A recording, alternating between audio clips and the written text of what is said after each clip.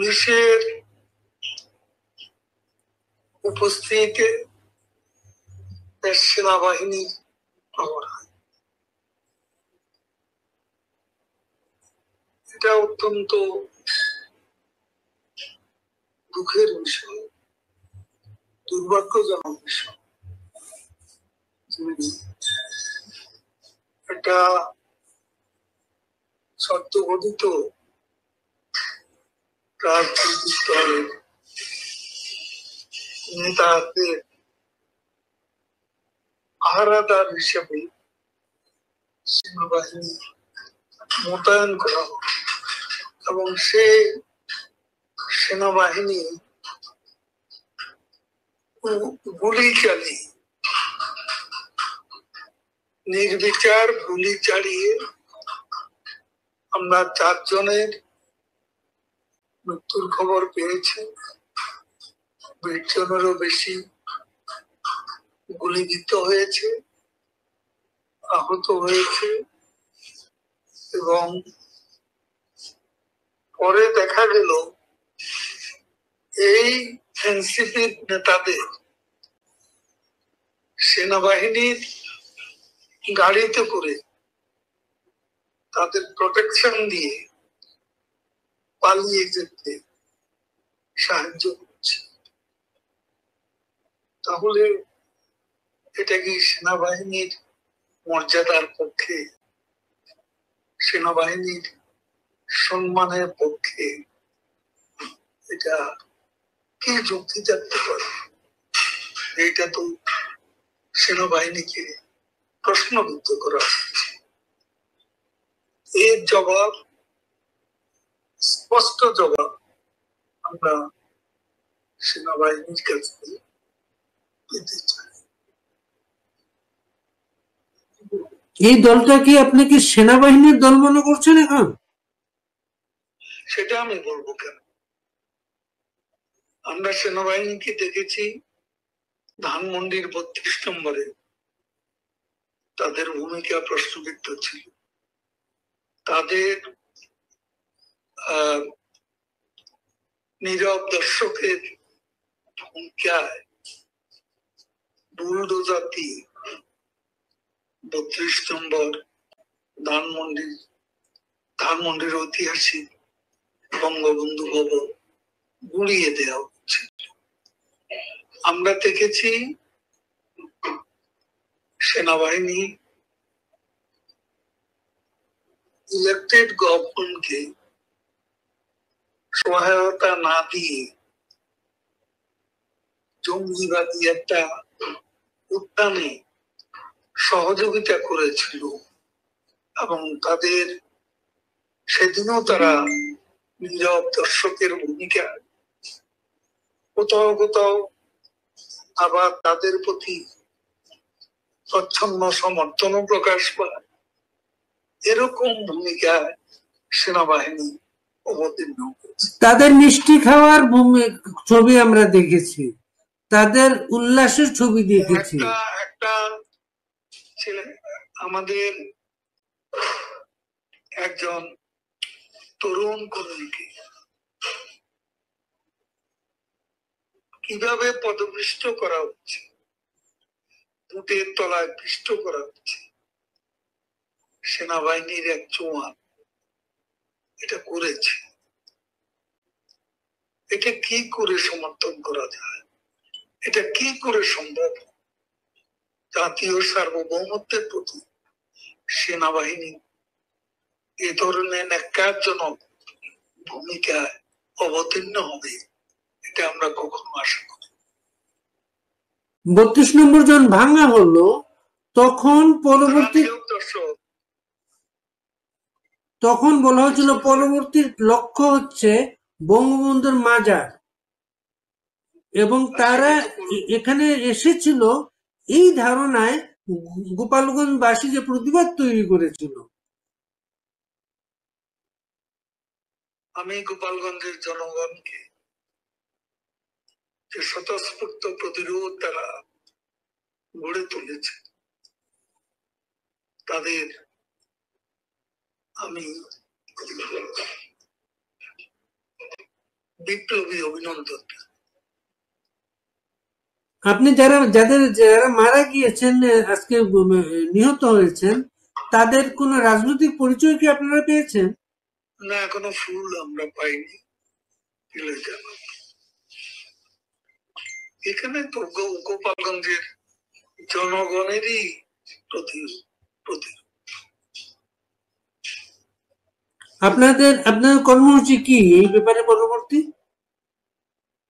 আমরা সারা বাংলাদেশে আমাদের নেতা কর্মীদের, মুক্তিযুদ্ধের সপক্ষের শক্তিসমূহ যে যেখানে আছেন সবাইকে আমরা উদাত্ত আহ্বান জানাচ্ছি। আমরা খুব শিগগিরই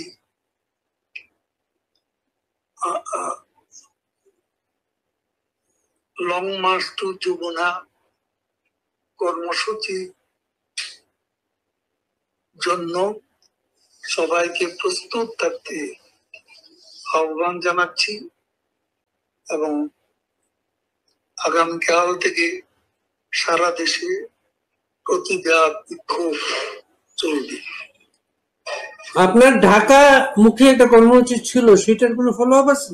ও তো যমুনা কাকে বলতাম। আর এই ঘটনার জন্য, গোপালগঞ্জের আজকের ঘটনার জন্য আপনি কার কাছে বিচার দাবি করেন? সেনাবাহিনীর কাছে, না সরকারের কাছে, না আন্তর্জাতিক মহলের কাছে? বাংলাদেশের জনগণের কাছে। বাংলাদেশের জনগণের কাছে। জনগণের কাছে। অনেক ভালো থাকবেন ওবায়দুল কাদের ভাই। পুলিশের উপস্থিতিতে সেনাবাহিনীর পাওয়ার হয়, এটা অত্যন্ত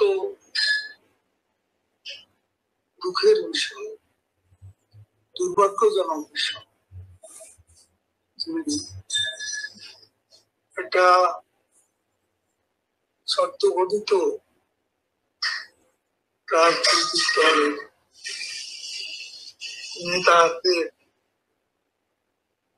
পাহারাদার হিসেবে সেনাবাহিনী মোতায়েন করা এবং সে সেনাবাহিনী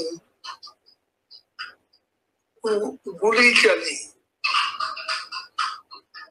নির্বিচার গুলি চালিয়ে আমরা 4 জনের মৃত্যুর খবর পেয়েছি। 20 জনেরও বেশি গুলিবিদ্ধ হয়েছে, আহত হয়েছে এবং পরে দেখা গেল এই এনসিপি নেতাদের সেনাবাহিনীর গাড়িতে করে তাদের প্রোটেকশন দিয়ে পালিয়ে যেতে সাহায্য করছে। তাহলে এটা কি সেনাবাহিনীর মর্যাদার পক্ষে, সেনাবাহিনীর সম্মানের পক্ষে এটা কি যুক্তি থাকতে পারে? এইটা তো সেনাবাহিনীকে প্রশ্নবিদ্ধ করা হচ্ছে। এর জবাব, স্পষ্ট জবাব আমরা সেনাবাহিনীর কাছে পেতে চাই। এই দলটা কি আপনি কি সেনাবাহিনীর দল মনে করছেন এখন? সেটা আমি বলবো কেন? আমরা সেনাবাহিনীকে দেখেছি ধানমন্ডির 32 নম্বরে তাদের ভূমিকা প্রশ্নবিদ্ধ ছিল। তাদের নীরব দর্শকের ভূমিকায় বুলডোজার দিয়ে 32 নম্বর ধানমন্ডির ঐতিহাসিক বঙ্গবন্ধু ভবন গুড়িয়ে দেওয়া হচ্ছিল। আমরা দেখেছি সেনাবাহিনী ইলেক্টেড গভর্নমেন্টকে সহায়তা না দিয়ে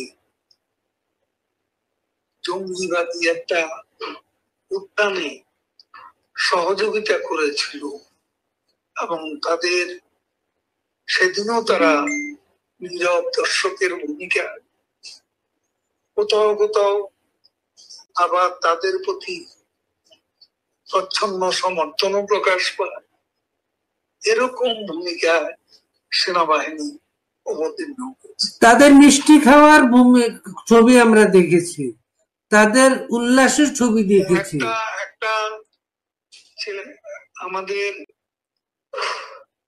একজন তরুণ কর্মীকে কিভাবে পদপিষ্ট করা হচ্ছে, বুটের তলায় পিষ্ট করা হচ্ছে, সেনাবাহিনীর এক জওয়ান এটা করেছে। এটা কি করে সমর্থন করা যায়? এটা কি করে সম্ভব? জাতীয় সার্বভৌমত্বের প্রতি সেনাবাহিনী এ ধরনের ন্যাক্কারজনক ভূমিকায় অবতীর্ণ হবে, এটা আমরা কখনো আশা করি। 32 নম্বর জন ভাঙা হলো, তখন বলা হচ্ছিল পরবর্তী লক্ষ্য হচ্ছে বঙ্গবন্ধুর মাজার, এবং তারা এখানে এসেছিল এই ধারণায় গোপালগঞ্জবাসী যে প্রতিবাদ তৈরি করেছিল। আমি গোপালগঞ্জের জনগণকে যে স্বতঃস্ফূর্ত প্রতিরোধ তারা গড়ে তুলেছে, তাদের আমি বিপ্লবী অভিনন্দন। আপনি যারা মারা গিয়েছেন, আজকে নিহত হয়েছেন, তাদের কোন রাজনৈতিক পরিচয় কি আপনারা পেয়েছেন? না, এখনো ফুল আমরা পাইনি। এখানে তো গোপালগঞ্জের জনগণেরই প্রতি আপনাদের কর্মসূচি কি এই ব্যাপারে পরবর্তী? আমরা সারা বাংলাদেশে আমাদের নেতা কর্মীদের, মুক্তিযুদ্ধের সপক্ষের শক্তিসমূহ যে যেখানে আছেন সবাইকে আমরা উদাত্ত আহ্বান জানাচ্ছি। আমরা খুব শিগগিরই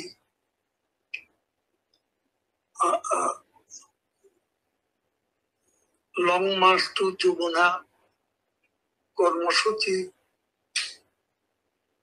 জন্য সবাইকে প্রস্তুত থাকতে আহ্বান জানাচ্ছি, এবং আগামীকাল থেকে সারা দেশে প্রতিবাদ বিক্ষোভ চলবে। আপনার ঢাকা মুখে একটা কর্মসূচি ছিল, সেটার কোনো ফলো আপ আছে? ও তো যমুনা কাকে বলতাম।